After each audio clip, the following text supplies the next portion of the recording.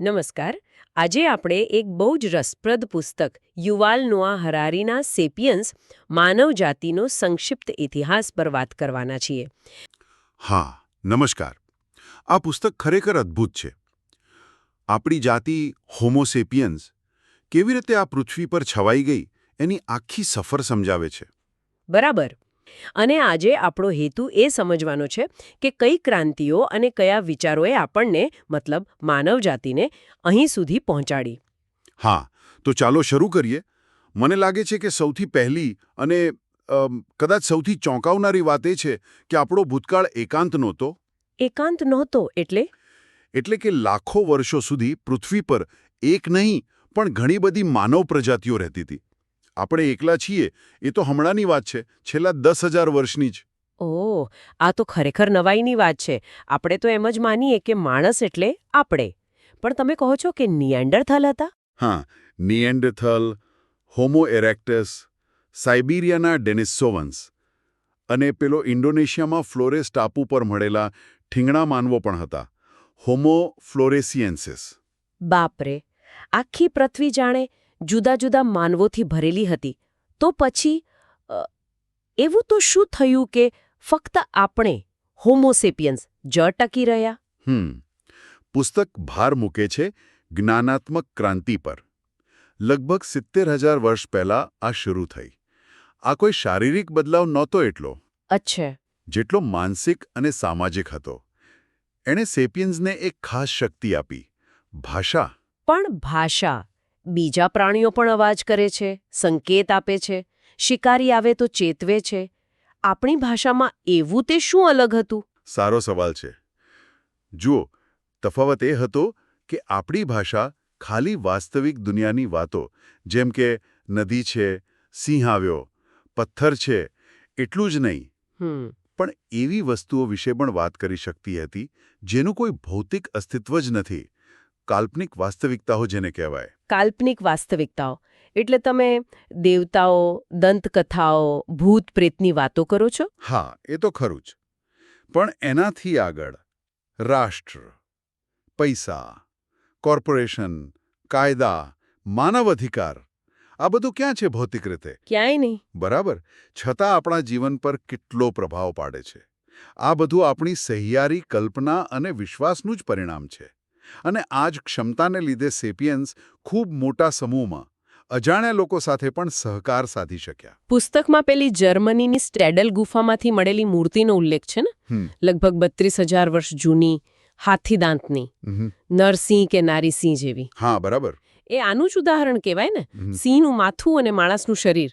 આવું તો ખરેખર ક્યાંય ના હોય, ખાલી કલ્પનામાં જ હોય. તદ્દન સાચું.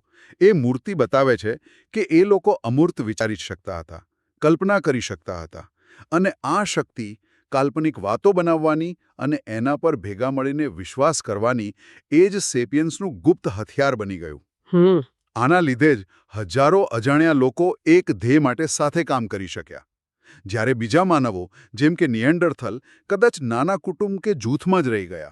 અને આ જ સહકારની તાકાત કદાચ એ જ કારણ બન્યું બીજા માનવોના લુપ્ત થવાનું. પુસ્તક એવું કહે છે કે સેપિયન્સ જ્યાં જ્યાં ગયા ત્યાં સ્થાનિક માનવ વસ્તીઓ ગાયબ થઈ ગઈ. શું આપણે એમને મારી નાખ્યા? પુસ્તક સીધો જવાબ નથી આપતું, પણ શક્યતાઓ મૂકે છે. સીધો સંઘર્ષ અને નરસંહાર પણ હોઈ શકે, અથવા સંસાધનો માટે હરીફાઈ થઈ હોય, જેમાં સેપિયન્સ વધુ હોશિયાર સાબિત થયા હોય. અથવા નવા રોગો લઈ ગયા હોય એમ પણ બને ને? હા, એ પણ શક્ય છે. અને હરારી એક મનોવૈજ્ઞાનિક વાત પણ કરે છે કે કદાચ નિએન્ડરથોલ જેવા માનવો સેપિયન્સ માટે કેવા હતા ખબર છે? એટલા પરિચિત કે અવગણી ન શકાય, પણ એટલા ભિન્ન કે સહન ન કરી શકાય. ઓહ, એટલે કે એમની સાથે રહેવું અઘરું હતું. કદાચ. જો કે આપણે એ પણ જાણીએ છીએ કે થોડું સંકરણ થયું હતું. આપણા જીન્સમાં, મતલબ યુરોપિયન અને એશિયન લોકોમાં નિએન્ડરથલ ડીએનએના અંશ છે. અને ઓસ્ટ્રેલિયા અને મેલાનેશિયાના લોકોમાં ડેનિસોવન ડીએનએ પણ છે. હા, એટલે સંપર્ક તો થયો હતો, પણ કદાચ મર્યાદિત હતો, લાંબો ટક્યો નહીં હોય. અંતે તો પેલી જ્ઞાનાત્મક ક્રાંતિની શક્તિ, સહકાર અને કલ્પના એ જ સેપિયન્સને એકમાત્ર માનવ પ્રજાતિ બનાવી દીધી. સારું. જ્ઞાનાત્મક ક્રાંતિ પછી પુસ્તક બીજા મોટા બદલાવ પર આવે છે, કૃષિ ક્રાંતિ લગભગ 10-12 હજાર વર્ષ પહેલા. સામાન્ય રીતે તો આપણે ખેતીને બહુ મોટી સિદ્ધિ ગણીએ છીએ, પ્રગતિનું પગલું. પણ હરારી એ તો એને ઇતિહાસનો સૌથી મોટો ધોકો કહે છે. હા હા, આ વાત ખરેખર ચોંકાવનારી છે અને વિચારતા કરી મૂકે એવી છે. હરારી કહે છે કે ખેતીથી માનવ વસ્તી વધી, વિસ્તાર વધ્યો, એ બધું સાચું. પણ સરેરાશ માણસનું જીવન એ કદાચ વધુ મુશ્કેલ અને ઓછું સુખી બન્યું. પણ કેવી રીતે? ખેતીથી ખોરાક તો મળ્યો ને, સ્થાયી થયા, પછી તકલીફ શું? પુસ્તક આને ઘઉંના દૃષ્ટિકોણથી સમજાવે છે. જાણે ઘઉંએ આપણને પાળતું બનાવ્યા. ઘઉંએ આપણને? હા, વિચારો, આપણે ઘઉં માટે જંગલ કાપ્યા, પથ્થર હટાવ્યા, પાણી પાયું, જીવાતથી બચાવ્યા, આખું જીવન ઘઉંની આસપાસ ગોઠવી દીધું. અને બદલામાં શું મળ્યું? શું મળ્યો? વધારે કલાકોની મહેનત. પહેલાંના શિકારી સંગ્રહકર્તાઓ જે જુદું જુદું ખાતા હતા એના કરતાં ઓછો પૌષ્ટિક અને એકધારો ખોરાક. અને એક જગ્યાએ રહેવાથી રોગો ફટાફટ ફેલાયા. દાંતના રોગો, વિટામિનની કમી, હાડકાની તકલીફો, આ બધું ખેતી પછી વધ્યું. બાપરે! એટલે ઘઉં માટે તો આ સોદો બહુ સારો હતો. એ તો આખી દુનિયામાં ફેલાઈ ગયા. પણ માણસનું શું? વધુ કામ, વધુ બીમારી, વધુ ચિંતા? બરાબર. અને એ સિવાય ખેતીથી ખાનગી મિલકત આવી, અનાજનો સંગ્રહ થયો. એમાંથી પછી સામાજિક વર્ગો બન્યા, અસમાનતા વધી અને મોટા પાયે યુદ્ધો શરૂ થયા. શિકારી સંગ્રહ કરતા તો પ્રમાણમાં સમાન હતા એમ કહેવાય છે. હા, ઉત્ક્રાંતિની દ્રષ્ટિએ જુઓ તો વસ્તી વધી, વધુ લોકો જીવતા રહ્યા. એ ડીએનએના ફેલાવા માટે સફળતા કહેવાય. પણ વ્યક્તિગત સુખ અને આરોગ્યનું શું? એ મોટો સવાલ છે. આ વધતી વસ્તી અને સ્થાયી વસાહતોથી ગામડા, શહેરો, સામ્રાજ્યો બન્યા. પણ આપણે હમણાં જ વાત કરી કે માણસ તો લગભગ 150 લોકોના ગ્રુપમાં જ સહકાર કરી શકે, પેલો ડનબાર નંબર. તો પછી લાખો લોકોના શહેરો અને રાજ્યો કેવી રીતે ચાલ્યા? અહીં ફરી પેલી કાલ્પનિક વાસ્તવિકતાઓ કામમાં આવી. મોટા પાયે અજાણ્યા લોકો સાથે સહકાર કરવો હોય તો સહિયારી વાર્તાઓ, નિયમો, માન્યતાઓમાં વિશ્વાસ કરવો પડે. જેમ કે દેવતાઓ, રાજાઓ. હા, દેવતાઓની સત્તા, રાજાનો હુકમ, રાષ્ટ્રનો વિચાર, કાયદાઓ, આ બધું લોકોને જોડી રાખે છે, ભલે એ એકબીજાને ઓળખતા પણ ન હોય. પુસ્તકમાં પેલું ફ્રેન્ચ કાર કંપની પ્યુજોનું ઉદાહરણ છે. એ બહુ સરસ છે. હા, પ્યુજો. કંપની એટલે શું? Building, factory, car? ના, એ તો કાયદાકીય કલ્પના છે. કાગળ પર છે, લોકોના મનમાં છે. પણ એ સહિયારા વિશ્વાસને લીધે લાખો લોકો એના માટે કામ કરે છે, એના શેર ખરીદે છે, એની ગાડીઓ વાપરે છે. એકદમ સચોટ ઉદાહરણ. અને આવા સહિયારા વિશ્વાસનું સૌથી શક્તિશાળી સ્વરૂપ કયું? પૈસા. પૈસા. હા, સોનાના સિક્કા હોય, કાગળની નોટ હોય, છીપલા હોય કે પછી ખાલી કમ્પ્યુટરના આંકડા, એનું પોતાનું મૂલ્ય કંઈ નથી. મૂલ્ય એટલા માટે છે કે આપણે બધા માનીએ છીએ કે એનું મૂલ્ય છે અને બીજા લોકો એને સ્વીકારશે. ઇતિહાસની સૌથી સફળ વિશ્વાસ પ્રણાલી. આ બધી રચનાઓ પછી લગભગ 500 વર્ષ પહેલા આવી વૈજ્ઞાનિક ક્રાંતિ, એનાથી તો આ બધું વધુ જટિલ અને શક્તિશાળી બન્યું, ખરું ને? બિલકુલ. અને પુસ્તક કહે છે કે આ ક્રાંતિની સૌથી મોટી વાત શું હતી ખબર છે? અજ્ઞાનનો સ્વીકાર. અજ્ઞાનનો સ્વીકાર? હા, જૂની પરંપરાઓ શું કહેતી હતી કે જે જાણવા જેવું છે એ બધું તો આપણા પૂર્વજો જાણતા હતા, ગ્રંથોમાં લખેલું છે, ભગવાને કહી દીધું છે. પણ વિજ્ઞાને કહ્યું, ના, આપણે બધું નથી જાણતા. ઇગ્નોરેમસ, અમે અજાણ છીએ. ઓહ, આ તો મોટો ફેરફાર કહેવાય માનસિકતામાં. ખૂબ મોટો. અને આ સ્વીકૃતિમાંથી નવી શોધખોળ, નવું સંશોધન, નવા પ્રયોગો શરૂ થયા.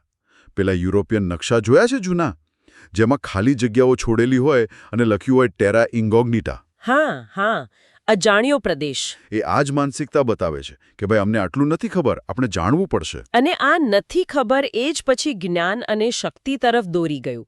વૈજ્ઞાનિક પદ્ધતિ અપનાવી, નિરીક્ષણ કરો, ગણિત વાપરો, પ્રયોગ કરો, ટેકનોલોજી બનાવો. અને એમાંથી જ અભૂતપૂર્વ શક્તિ મળી. અણુબોમ્બ, ચંદ્ર પર જવું, આ બધું એનું જ પરિણામ. પણ આ બધા માટે પૈસા ક્યાંથી આવ્યા? વૈજ્ઞાનિક સંશોધન તો મોંઘું હોય. હા, અને અહીં એક નવું જોડાણ બન્યું. વિજ્ઞાન, સામ્રાજ્ય અને મૂડીવાદ. પૈસા આવ્યા સામ્રાજ્યો અને મૂડીવાદીઓ પાસેથી. સામ્રાજ્યોએ દુનિયાભરમાં અભિયાનો મોકલ્યા, જેમ કે કેપ્ટન કુકની સફરો.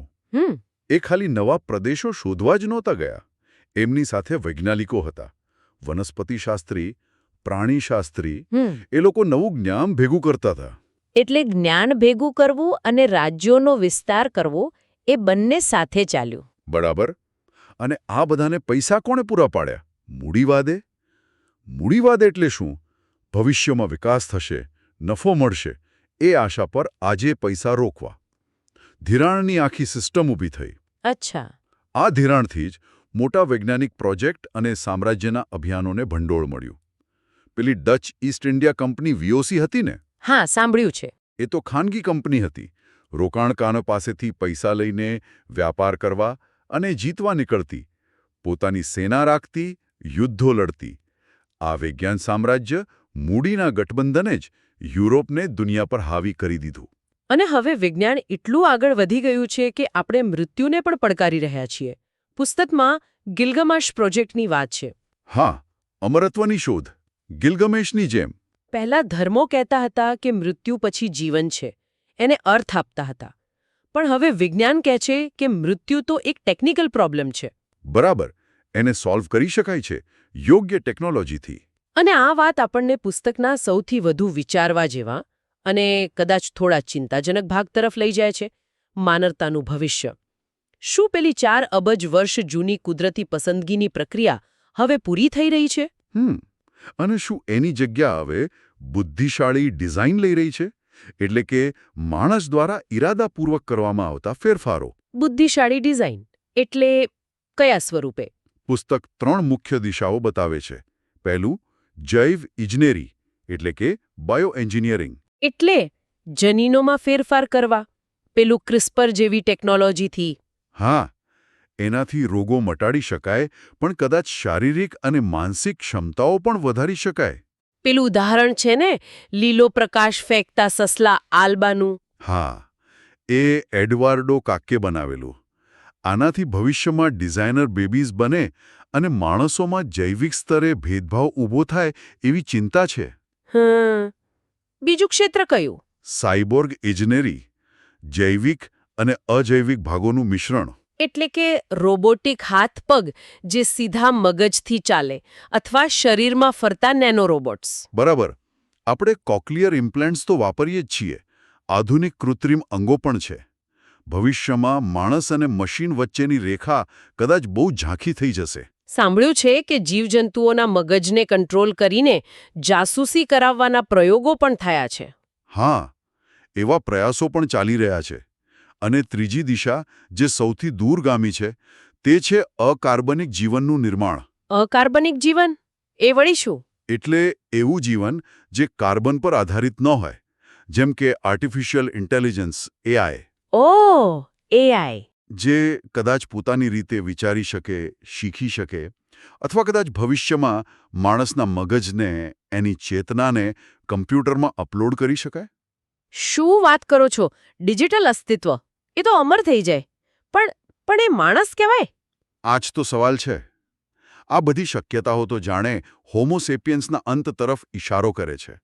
શું આપણે ટેકનોલોજીથી એટલા બદલાઈ જઈશું કે આપણે નવી પ્રજાતિ બની જઈએ, પોસ્ટ હ્યુમન? કે પછી એઆઈ જેવી કોઈ અલગ જ બુદ્ધિમત્તા આપણું સ્થાન લઈ લે? માણસ હોવાનો અર્થ જ શું રહેશે?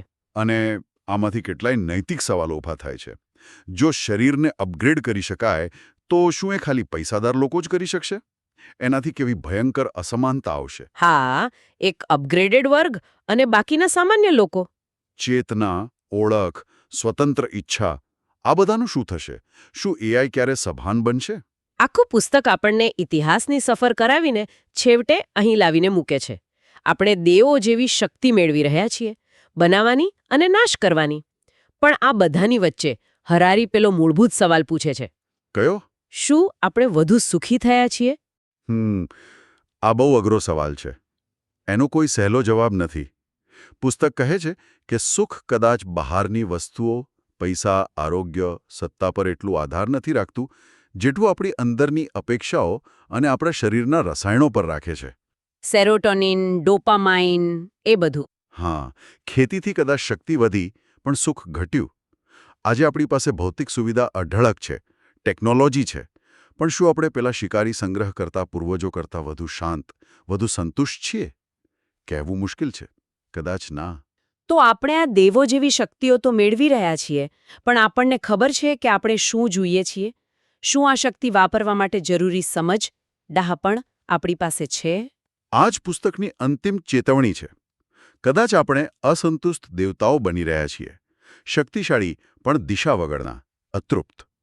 આપણે પર્યાવરણ બદલી શકીએ, શરીર બદલી શકીએ, કદાચ મન પણ બદલી શકીશું, પણ અંતે શેના માટે? વધુ શક્તિ માટે? વધુ સુખ માટે? અમર થવા માટે? શું આનાથી સંતોષ મળશે? કદાચ નહીં. એટલે છેલ્લે વિચારવા જેવી વાત એ છે કે આપણે એવા મોડ પર ઊભા છીએ જ્યાં આપણે ખાલી આપણું ભવિષ્ય નહીં પણ જીવનના નિયમો પણ બદલી શકીએ છીએ. હા.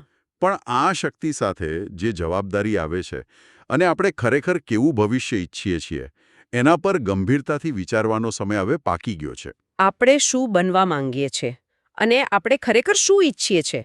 આ સવાલો આપણી પેઢીએ પોતાને પૂછવા જ રહ્યા.